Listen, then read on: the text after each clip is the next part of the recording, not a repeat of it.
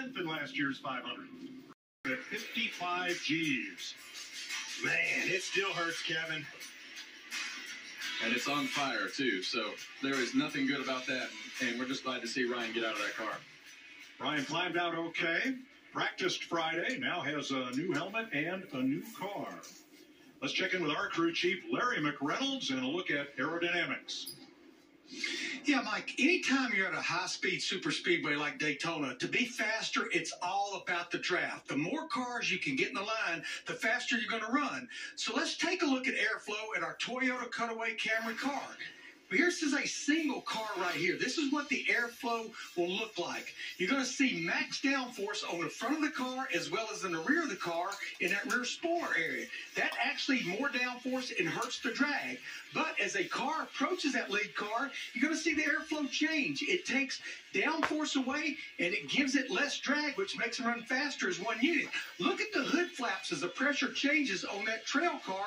That's the reason they come up. Now, the more cars you can line up, the faster you're going to run. Mike, this is why after a green flag pit stop, you want to make sure you have a partner to draft with to maximize that speed after leaving pit road. Thanks, Larry. Safety in numbers.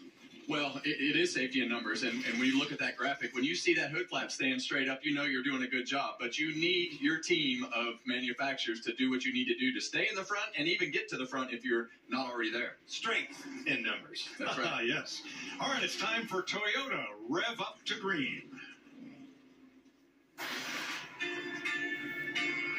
Toyota is proud of race-striking features on the new Toyota Camry XSE NASCAR Cup Series race car, including the distinctive Toyota Hammerhead front fascia.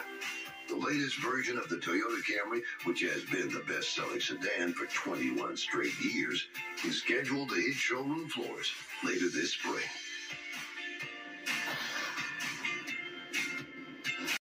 They're going to run the Xfinity race tonight, about an hour after the 500 concludes, and Daytona Speedway President Frank Kelleher said, if you have a ticket for either race, come on for the day. I'm so happy to see this crowd. Hey, they waited it out with us.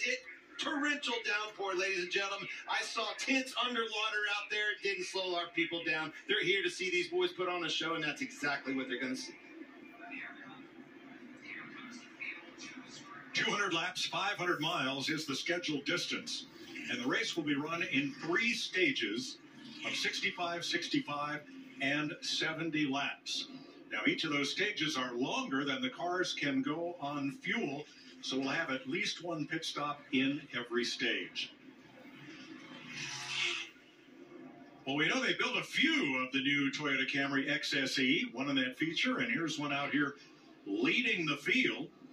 Big lower grill area with C-shaped corner vents, a hood with new character lines and duct exits, updated thinner taillights. Cool piece in showrooms this summer. Well, the coolest piece is that nose on that Camry that it pushes really, really well. On the race car. On the race car. Yes. Yeah, don't push the pace car. Big difference that body's made in what we've seen down here at Daytona. All right, Joey Logano, the pole sitter, has chosen the outside lane for the start. Here is Michael McDowell alongside. He's done a great job all week to do what we came here to do. Great effort. 500 miles. It's what we all dreamed of. Daytona 500. It's getting bigger, any cooler, any better than this. So take it in, enjoy it. Let's go do what we came here to do. That's a confidence you don't always hear in Michael McDowell, but you hear it at Daytona. Daytona 500 champ, boy knows how to get this thing to the end of this thing and be a part of that picture. Race the green flag for 200 laps, 500 miles to start the 2024 season. Green flag, the Daytona 500 is underway. I love the look of that new Mustang, too. Don't that make it look old school?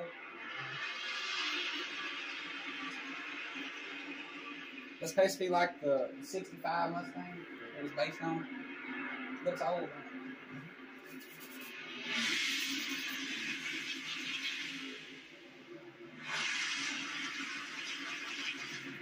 Still building speed in the back straightaway. Looks like they're still pacing on it.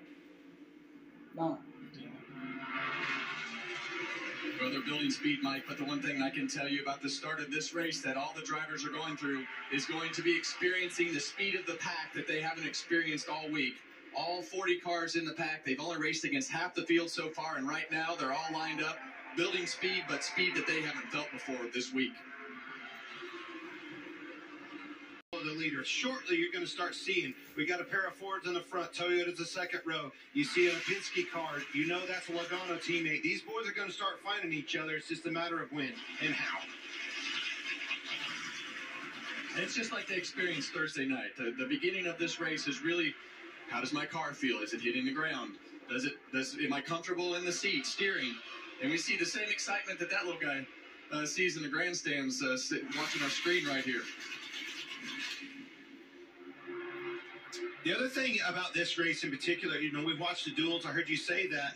That's a half a field, half a pack. This is the first time all of these guys have felt their cars running this speed. Larry showed us how much of a difference just one car makes behind. Can you imagine a whole field? 40 cars back there making it. All right, here's the first breakout up in turn number 3, 3 wide, about 7 or 8 rows back. Things starting to move in mid-pack.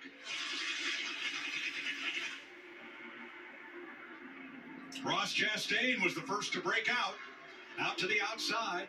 There you see his blue and white number 1 with Josh Berry behind him.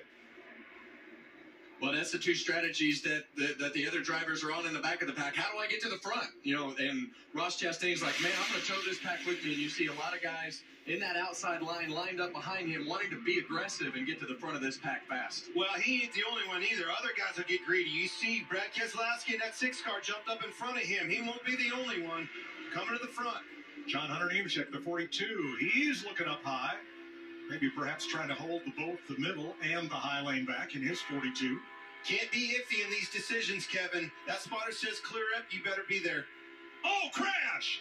2 cars slam together, and Harrison Burton takes a wild ride through the grass. Back up in traffic. Up into more traffic, gets tagged, turned around, and 5 cars are in it.